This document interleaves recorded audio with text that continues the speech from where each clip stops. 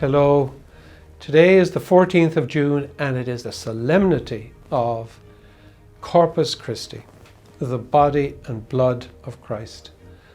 That's the mystery that we try to delve into today. I remember some years ago when I was in Italy visiting a beautiful place called Orvieto, and it has an intimate connection with the very first Corpus Christi Procession. We go back to the year 1263. On his way to Rome while he was on pilgrimage was a certain Father Peter. That is the only name that we have for him. And this Father Peter had difficulty believing in the real presence of Jesus in the Mass.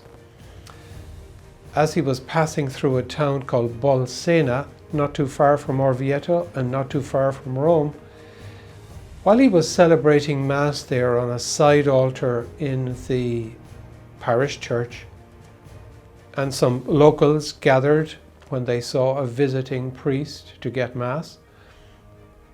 During the celebration of the Mass, at the consecration, as he was lifting up the sacred host, some drops of blood fell from the host and onto the piece of cloth called corporal on the altar, and also on a marble tile underneath the altar. Some drops of blood fell. The people saw it, they were astounded, so was Father Peter. And they ran to the nearby town of Orvieto, where Pope Urban IV was on summer vacation. They told him what had happened during the Mass, and he asked that the sacred species with the blood and the corporal be brought to him. And so, comporting themselves with great honor and dignity, the local priest brought the sacred species with the blood and also the corporal to the Pope, singing as they went along.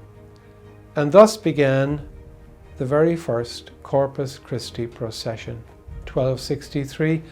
And the following year, 1264, Pope Urban IV instituted the Feast of Corpus Christi. And he asked a very well-known Dominican friar by the name of Thomas Aquinas to compose some suitable hymn for it. And part of that hymn is what we now know as Tantum Ergo, which is always sung at benediction. Corpus Christi, the body and the blood of Christ, we celebrate today. We concentrate on the reality that Jesus is there, truly present, body, blood, soul, and divinity, in the sacred host and the consecrated wine, which is his blood. That when we receive Holy Communion, we are truly receiving him. And this feast today, where the priest goes around in procession with the body of Christ, it is an opportunity for all of us to say thank you to what God does for us in the Mass. It is an opportunity to praise and worship him. And it is an opportunity also to petition our God for greater faith, greater hope, and greater love. Greater love of him and greater love of our fellow human beings. So may the feast day today of Corpus Christi inspire us to love with a greater love God, our fellow human beings, as ourselves. God bless you.